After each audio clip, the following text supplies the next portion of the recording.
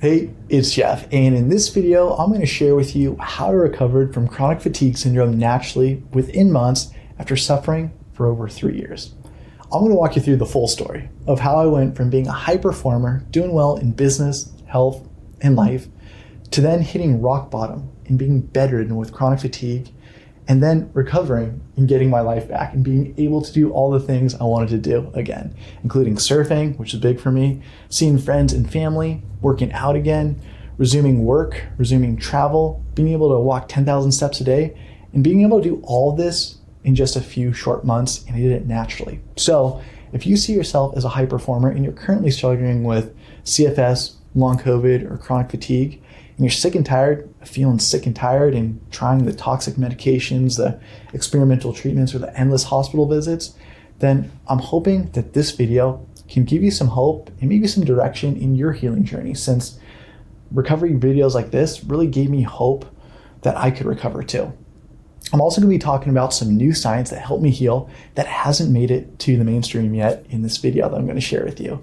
But most importantly, the message I want to get across to you that is, if I can heal, so can you. Now, quick disclaimer, no, I'm not a doctor. This is not medical advice, just my experience, but I do know what it's like to have your life put on hold by chronic fatigue. And more importantly, I know how to beat it, even when most doctors say it's incurable. So with that said, let's get started. We're going to hop into the computer because I got a bunch of notes and I want to make sure that I get the timeline of the story right. So here we go. So here's how I recovered from chronic fatigue syndrome naturally within months after suffering for 3 years. I'm going to walk you through the full story on how I went from being a high performer, doing well in business, health, and life, to hitting rock bottom and being bedridden with chronic fatigue, and then recovering from chronic fatigue and getting my life back. So I've kind of created this like a journal or diary of sorts, so I hope you dig it. Before CFS, I was a high performer doing well in business, health, and life. For 10 years, I was a successful online business consultant. I helped thousands build their businesses, worked with everyone from 9-figure entrepreneurs like Tom Sosnoff and Em Mylett to everyday people looking to escape the 9-to-5 grind, and was featured in all the major publications. Lifestyle-wise, during this time, I traveled the world and lived to the fullest. Surfing, dancing, playing music, enjoying great food, and connecting with amazing people. Life was good. Until chronic fatigue turned my life upside down. September 2021, beginning my CFS journey and feeling fatigued. So I stopped traveling full-time and set up residency in Puerto Rico at this time. Back then, I was a healthy, active person, walking 10K to 20K steps a day, surfing or exercising daily, and taking my girlfriend out to dinner every night. I had total freedom and life was awesome. But then, due to local restrictions, I was forced to get the vaccine. It triggered CFS and my health quickly declined. It started with constant fatigue, weakness, and headaches that just wouldn't go away. Suddenly, surfing, working out, and even simple nights out felt exhausting. I thought to myself, maybe I'm just stressed and tired. October 2021 to August 2022, dealing with digestive problems. On top of the chronic fatigue, I began dealing with digestive problems, constant bloating that made me look pregnant, and an always growing list of foods I couldn't eat. I tried everything, extreme detoxes, restrictive diets like carnivore, hired a gut health coach, and even got a colonoscopy. It got so bad that I needed to take an enema daily just to go to the bathroom. I know, gross, right? It was humiliating and frustrating, especially since I was eating the cleanest diet of my life by that point. Deep down, I knew something wasn't right. November 2022, experiencing muscle pain, stiffness, and spasms. Then one day, as I was walking back from a weekend brunch with my girlfriend, my body completely locked up. Suddenly, I became stiff, could barely move, and every muscle in my legs ached with cramps and spasms. I dealt with cramps before from sports, so I asked my girlfriend to run ahead and grab some salt and electrolytes from our house. She did, and somehow I managed to shuffle step my way home. It was one of the scariest days of my life. I felt locked out of my own body, completely out of control, with no idea what was going on. I thought, what is happening to me? December 2022, struggling to stand and fighting severe weakness. Things started to spiral out of control from there. The next day, I woke up and I could barely stand. Just days earlier, I was deadlifting hundreds of pounds. Now I could barely hold myself upright. Something was seriously wrong. For the next couple weeks, I survived on salt, electrolytes, and IV treatments, desperately searching for answers. But we couldn't figure out what was happening. We began to suspect the building we were living in, a historic property in Old San Juan with old damp walls, might have hidden mold that was making me sick. I didn't know it was CFS at the time from the vax, but I digress. So we made the difficult decision to leave Puerto Rico and head back to the States to focus on healing. The plane flight back to the States was the worst flight of my life. The whole flight, I was drenched in sweat, on the verge of my body locking up completely. The one small upside is I discovered I could use meditation to manage the pain, at least temporarily. After that, any kind of travel freaked me out. My body felt so out of control that even a 5-minute car ride would leave me nauseous and dripping in sweat from anxiety. Still, I hit a new low when I couldn't even gather the strength to attend my girlfriend's family Christmas dinner. Missing it felt humiliating, and it was a bad showing on my part, especially since in her father's mind, I already had 2 strikes against me. Number 1, being a dude with long hair, and 2, not having a conventional 9-to-5 job. And this guy, even though he's a great guy, he's a cop. So a little bit scary, as you can imagine. And imagine what he was thinking. It's like, oh, your boyfriend just can't come over because he's tired. Not the best showing. Jokes aside, it was a clear reminder of how much of my life the sickness had stolen. January to September 2023, battling extreme fatigue and mood swings. So for months, life felt like a roller coaster. Some days, I'd almost feel normal, working part-time, squeezing in a light workout, or taking Jess out on a date. Other days, I'd crash hard, plagued by mood swings, crushing fatigue, and needing multiple naps just to get through a few hours of work. There was no energy for hobbies, no time for friends, and no way to take Jess out. It was rough.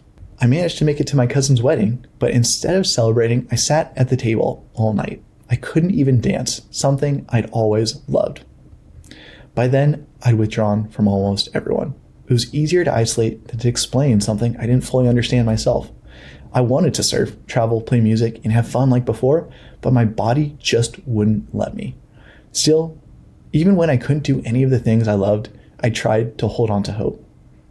September 2023 to February 2024, finding some relief with natural treatments. I started working with a natural health doctor, following a strict diet, routine blood work, and taking the right supplements each month.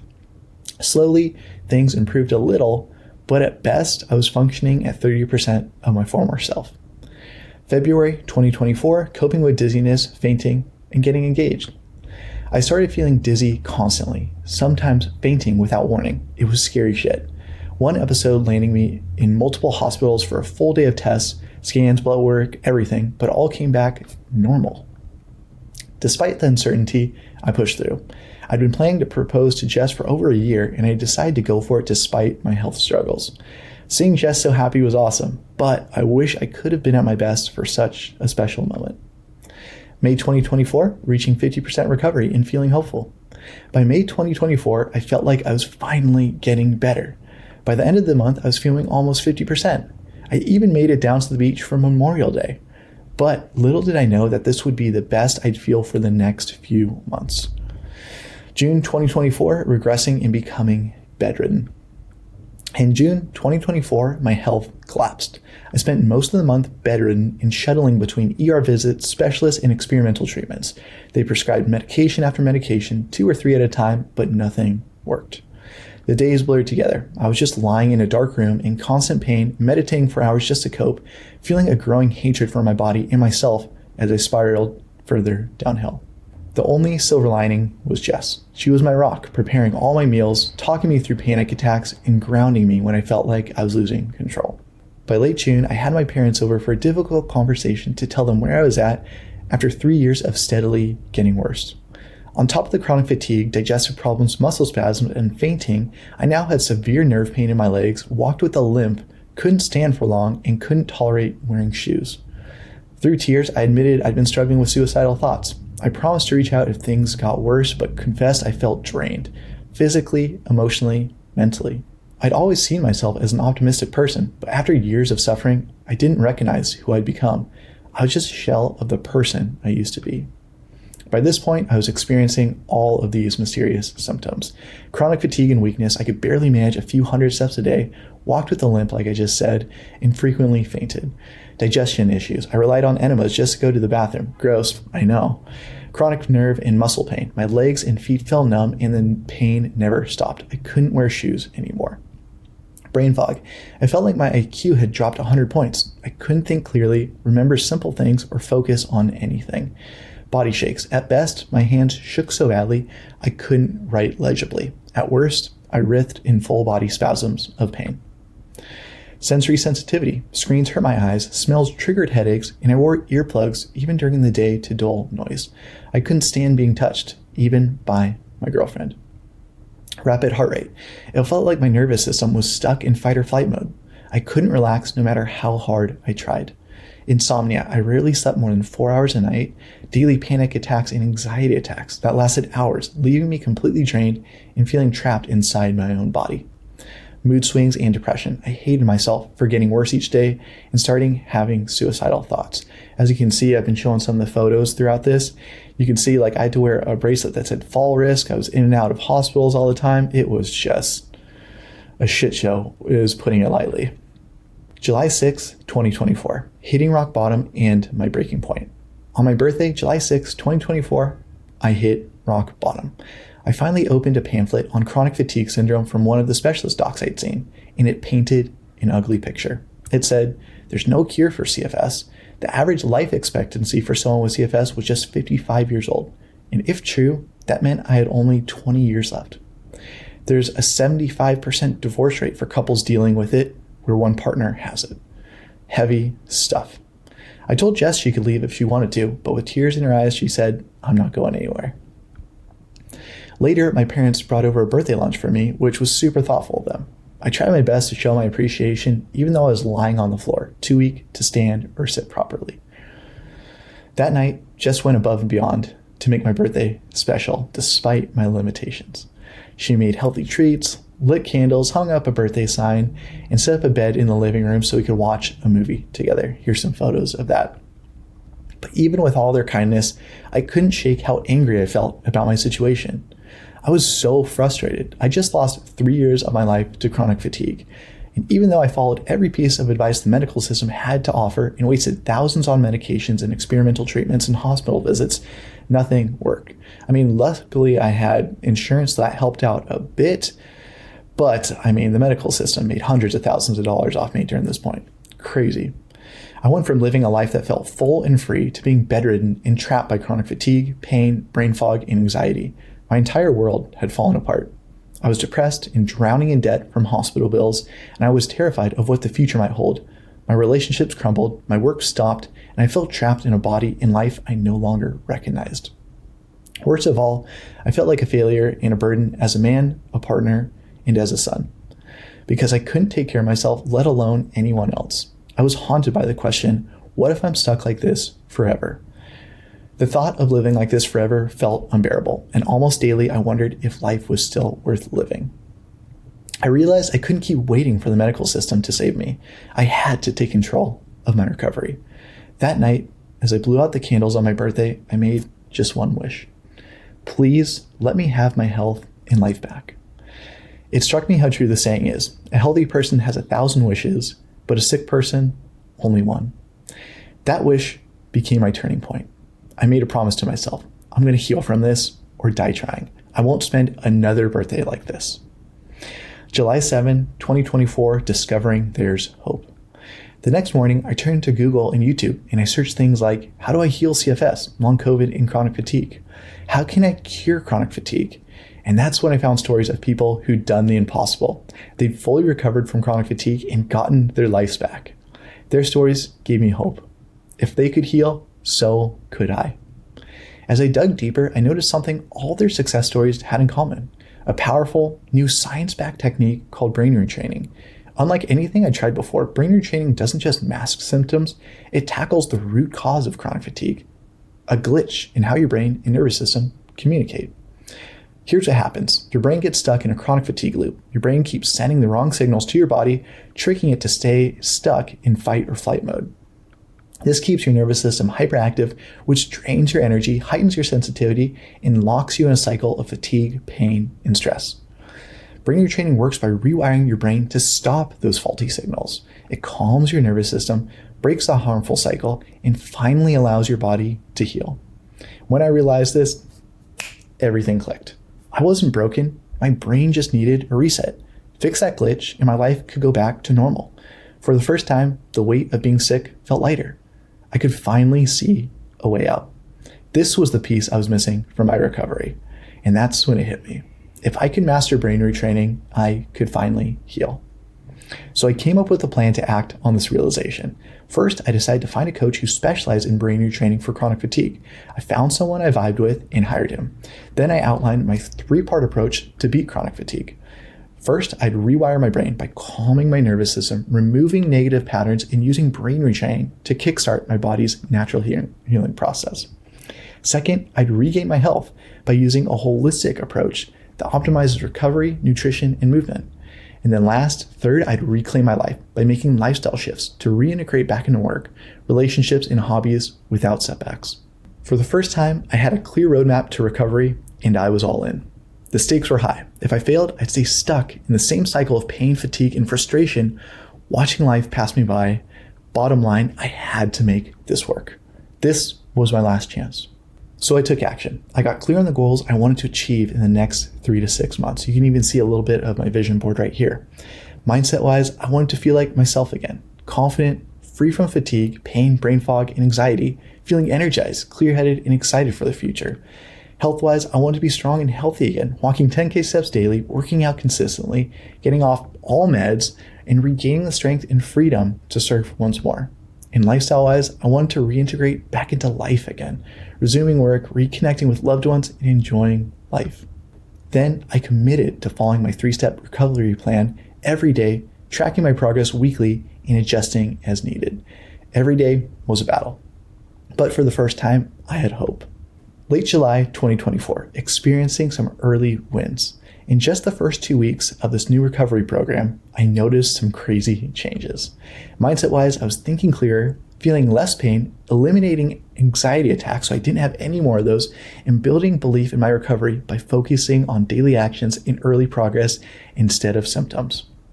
Health-wise, I was walking 1,000 steps daily, now up from 500 a day, and completing my first upper body workout in months. Lifestyle-wise, I was tackling light household chores like taking out the trash, which helped me start to build back my self-worth. Because at this point, for the last few months, I was bedridden, and Jess, my girlfriend, was just taking care of me. It was so emasculating. And then once I was able to start doing things like taking out the trash, I felt good about myself. I was like, now I'm a productive member of this household. So it was awesome. My self-worth and my confidence started coming back, which is so important in recovery. August 2024, starting to build momentum. By the end of August, progress picked up speed. Mindset-wise, I was feeling less fatigue and more optimistic and motivated with each small win.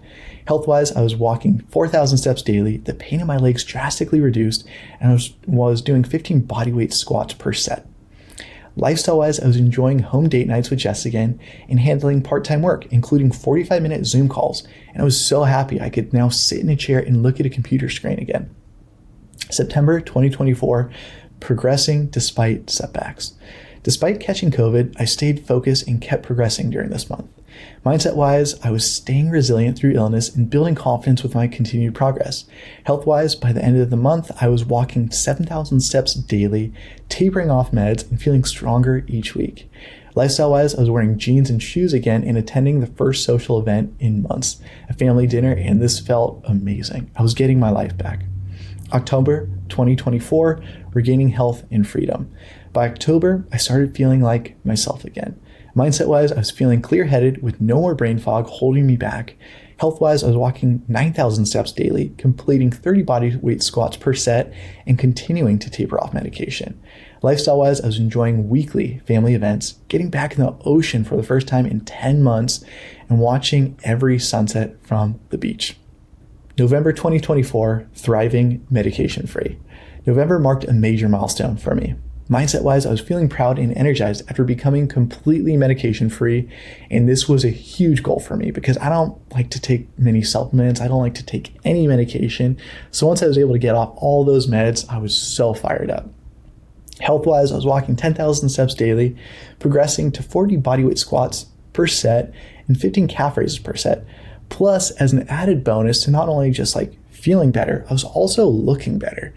I was getting muscle tone back. So again, I know it's a vanity metric, but it's nice when you've been working out for most of your life, and like you put in the work, like then you're looking the part as well, and then you kind of lose a part of your identity.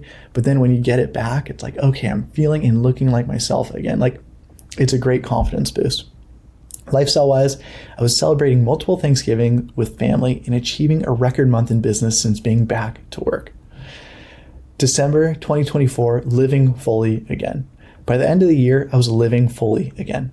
Mindset wise, I was embracing gratitude for my recovery, feeling excited for the future, and setting bold goals moving forward. Like, it's crazy. Once you go through something like this, the day-to-day little things become such big things. Like being able to walk out to the deck and watch a sunrise, to watch a sunset, like priceless. Like, I remember the first time that happened, like it was the best day of my life in months, kind of a thing. And I will never take those things for granted again.